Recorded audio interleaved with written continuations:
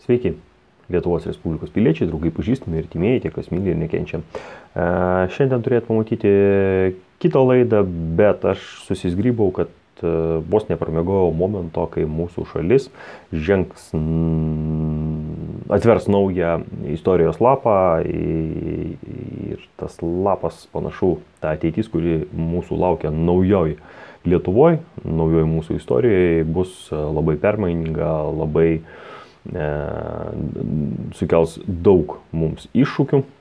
Mes sulauksime greičiausiai permainingų laikų, pavadinkim taip. Šiandien kalbėsiu apie Lietuvos energetiką, apie tą informaciją, kurią man pavyko surinkti. Į visą tą informaciją didžiąją dalimi bus paremta mano, pavadinkim taip, sapnais. Tai, ką aš susapnavau kažkur kažkadaise. Nieko apčiuopiamo negaliu jums pasakyti, nes ta informacija nėra patvirtinta. Tai yra tiesiog mano tokios išvalgos iš to ir pastebėjimai iš to, kas sukasi aplink mus. Pradėkime nuo to, kad berods vasario 9, jau neužilgo už poros dienų, mes atsijungsime nuo Brel tinklo ir išeisime į nepriklausomos elektros energetikos vandenis. Aš įtariu, kad tai bus didelė tragedija mūsų šaliai.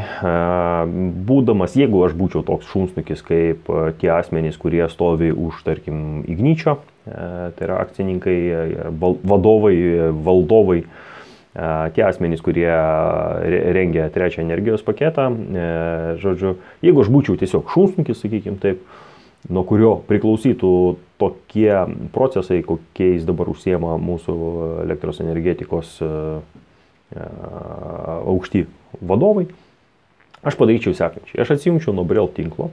Jau yra sudaryta šita birža, kurioje galima pirkti elektros energiją, iš kurios mes perkame elektros energiją. Ir atsijungus nuo Brel turėtų prasidėti svyravimai, bet aš pasistengčiau padaryti taip, kad tie svyravimai prasidėtų ne iš karto.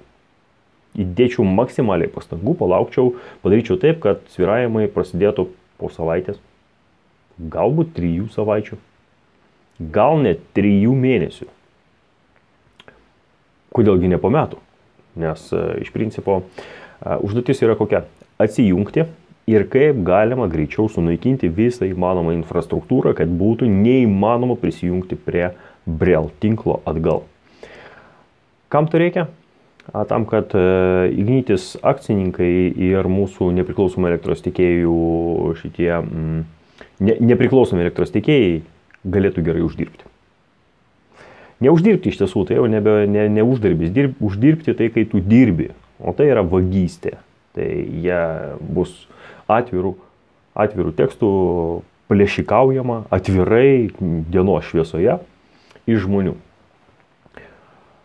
Kaip kalbama, mūsų šalyje stambus verslininkai, ūkininkai perkasi pramoninius generatorius, dizelinius pramoninius generatorius. Tie generatoriai tokio dydžio, kad žmogus tiesiog jį gali užeiti į vidų. Ir tos generatorius statosi prie savo gamybos pajėgumų. Tai yra savo gamybinėse tos įmonėse statosi alternatyvius energijos šaltinius. Tai verčia sunerimti mane. Tai reiškia, kad jie arba turi papildomos kažkokios informacijos, arba jie visgi nerimauja, kad prie nieko gero tai neprives. Dabar, turint šitą informaciją, kokias galim padaryti išvadas. Tie generatoriai didžiuliai, sakykime taip, dideli, labai dideli. Ir jie varomi dizeliniu kuru. Reiškia, dizelinio kūro suvartojimas mūsų šalyje išaugs. Greičiausiai tuo bus įtakotas dizelinio kūro kainų kilimas. Ką dar galim būtų pabandyti paprognozuoti ir kaip mes galėtume tai įsivaizduoti. Jeigu pabrangs dizelinis kūras, tai įsivaizduokim, kad pabrangs viskas. Absoliučiai viskas. Klausimas, aišku, galimas daiktas, kad valstybė subsidijuos tuos verslininkus, padarys jiems lengvatinį kūrą, už kurį mokėsim mes, paprasti vartotojai. Nes verslas visada turi galimybę prieiti prie įstatymus ir mūsų sprendimus priimančių asmenų mūsų šalyje, jie tai ir padarys. O už viską turėsim mes mokėti. Žiūrėkit, kaip dar įdomiai gaunasi dabar, pavyzdžiui, kaip masinė debilizavimo priemonės nukreipia mūsų šalies piliečių dėmesį nuo tų problemų, kurios yra svarbios tiems piliečiams. Sausio mėnesį, sausio pačioj pradžioj pasirodė straipsniai apie tai, kad yra pašalinti greičio matuoklius, stacionarius greičio matuoklius žymintis ženklai. Ir koks ten pasikėlė alosas, kad vai, kaip čia taip, kodėl čia taip negalima, mes kokioje šalyje gyvenam. Ir žmonės visai netkreipė dėmesį į tai, kas buvo iš tiesų svarbu, kad kuro kainos pašoko drastiškai. Ne taip, kaip ten planuota buvo, kiek 17-15 centų, ne? Kiek pabrango. Ir statymas greičiausiai dėl tų ženklų yra ant to, kad šiaip žmonės jau turbūt nelabai viršyje greitį ir kai pakyla kuro kaina iki tokių aukštumų, tų norinčių gazuoti sumažėja dar labiau. Ir pabandykime įsivaizduoti, jeigu Lietuvoje susidarys kuro deficitas, tai yra dizelinio kuro deficitas, kad jo prireiks generatoriams, galimas daiktas dar visokiam šildymo įrenginiam. Kas bus su kuro kaina? Ten kažkaip būdavo rinkos ekonomikoje padidėjusi paklausa kelia kainas. Pažiūrėsim, kuo tai baigsis. Kitas momentas. Kruonio hidroakumuliacinė elektrinė. Su daug ko esu apie tai kalbėjęs, bet, man atrodo, eterio tą informaciją niekada nepasiekė. Kruonio hidroakumuliacinė elektrinė buvo skirta atominės elektrinės, gal ir visgi buvo kalbėta. Nesvarbu, pasikartosim. Kruonio hidroakumuliacinė elektrinė buvo pastatyta tam, kad kompensuoti atominės elektrinės veikimą. Kad kai yra poreikis elektros energijos didesnis dienos metu, gali jinai gaminti elektros energiją, o kai yra perteklius elektros energijos, tai yra naktį, jinai pumpuotų vandenį į viršutinį baseiną ir, prisiminiau, kur tai visą tai aš pasakoju toj laidoj, kurios dar nėra, kurios jūs nematėt ir aš jau pradedu abejoti, kad mes ją pamatysim eteryje. Taigi, Kruonio hidroakumuliacinė elektrinė buvo toks principas. Jinai turėjo būti pastatyta ant Kauno marių ir imti iš Kauno marių vandenį, kelti į viršutinį baseiną, o po to, kai jau ateina naktis, iš to viršutinio baseino per vamzdynus, per didžiulius vamzdžius turėjo sukti turbinas. Ir turbinas, o tos turbinos turėjo sukti generatorius. Turėjo būti, jeigu gerai pamenu, 8 vamzdžiai. Vieno vamzdžio diametras toks, kad jame nesunkiai telpa kamazas. Savivertis, ne? Tai kiekvieno to vamzdžio debetas yra tolygus Nemunui. Per minutę laiko per tą vamzdį prateka tiek pat vandens, kiek prateka per Nemuną. Ir buvo tas projektas paskaičiuotas, pradėtas vykdyti ir atsirado iš kažkur žaliųjų Tarybų sąjungui. Atsirado žaliųjų, kurie pradėjo skanduoti, kad ne, fu, tokiem būti, čia negalima, čia tas vandens judėjimas pirmin atgal tais vamzdžiais 8. Labai prasidės vandens lygio pulsacija, pasikeitimai ir jie sugriaus Kauno marių krantus. Projektas buvo sustabdytas. Institutai, kurie užsiminėjo skaičiavimais, apsėmė perskaičiuoti visą tą projektą ir po 2 ar 3 metų skaičiavimų nustatė, kad taip nebus. Projektas buvo pratęstas ir čia Lietuvos Tarybų sąjunga sugriuvo, Lietuva išstojo iš Tarybų sąjungos. Kaip sakoma, iškovojo savo nepriklausomybę ir iš tų 8 planuotų generatorių buvo pastatyti tik 4. tuos 4 jau pagamintus generatorius buvo pasiūlyta Lietuvai išsipirkti. Lietuva tuo metu neturėjo pinigų, galbūt ir turėjo, bet nelabai norėjo juos investuoti, nes o kam? Tos pinigus žymiai geriau yra išvogti, išgrobstyti ir pasidalinti, nei investuoti į šalies gerbūvį. Kas įdomu visoje toje istorijoje, kad vienas iš iniciatorių, jeigu gerai aš teisingai pamenu, vienas iš tų žaliųjų iniciatorių, kuris kalbėjo apie kenksmingumą tos Kruonio hidroakumuliacinės elektrinės, buvo Valdas Adamkus. Man po to tik tais pasirodė keista, jeigu aš aišku nieko nesupainiau, nes mes buvome, jeigu gerai pamenu, aš buvau vaikas ir man buvo 13 gal metų.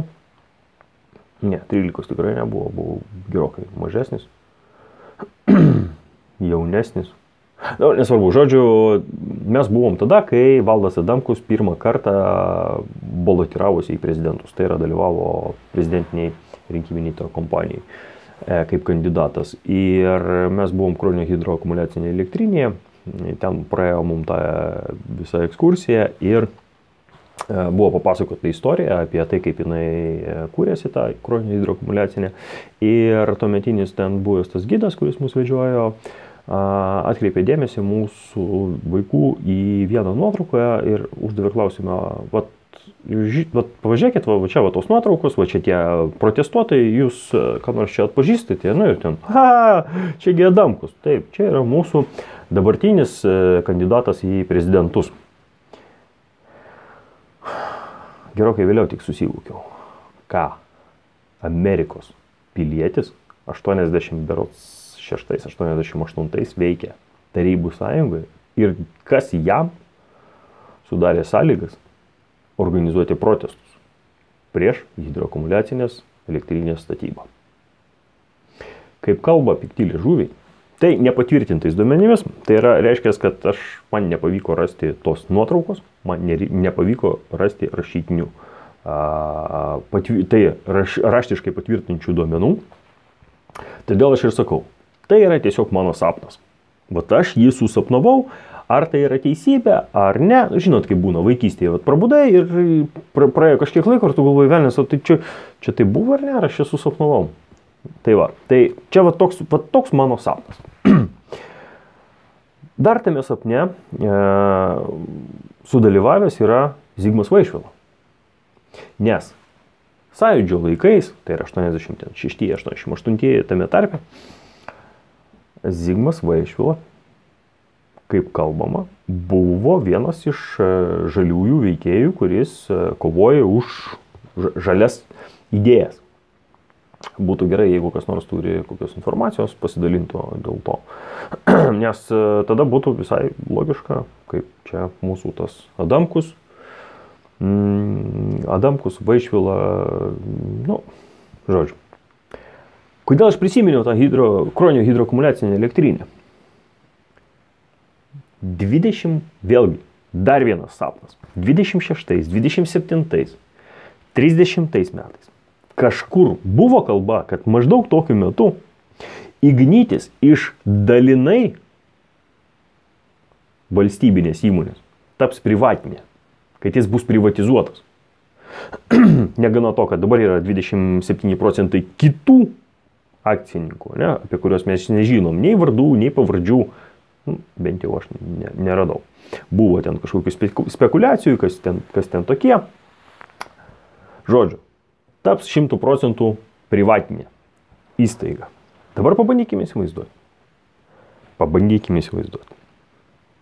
Situaciją, kad Ignitis pasiema visą Lietuvos energetiką po savo sparneliu ir viskas, kas priklausė Lietuvai, visos elektrinės ir visa kita tampa Igničio nuosavybė. Kruonio hidroakumuliaciniai elektriniai šiuo metu yra vykdomi statybos darbai ir planuojama paleisti dar 4 agregatus. Generatorius. Klausimas. Iš kur pinigai?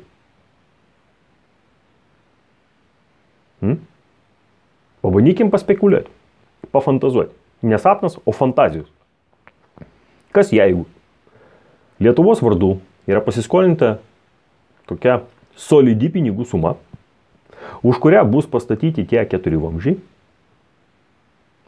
Visa tai bus priduota Ignitis balansui, vienokiai ir kitokiai formai. Ten, kaip pavyzdžiui buvo su Ignalinos atominė elektrinė, ten 100% priklauso, jau nebeatsimenu kam. Tai va taip, Kruonio hidroakumuliacinė elektrinė 100% priklauso, tarkim, Igničiui. Ne? O Ignitis po to paleidžiamas į laisvą plaukėjimą, kad jisai yra privatizuojamas. Klausimas, kam liks ta skola už Kruonio hidroakumuliacinę elektrinę? Ignitis prisiims ar pakabins ant mūsų paprastų Lietuvos Respublikos piliečių? Aš norėčiau, kad iš tos klausimus būtų atsakyta. Ir pavyzdžiui, Skirmantas Malinauskas, tas nuostabus mūsų veikėjas, kuris taip daug visko pasakoja, jam taip viskas svarbu, tiesa yra svarbu. Nesvarbi, o svarbu. Tai va tas, kuriam tiesa yra svarbu, galėtų papasakoti, kaip ten bus, pasidomėti. Jo labiau jisai yra pažįstamas su Ignitis vadovu.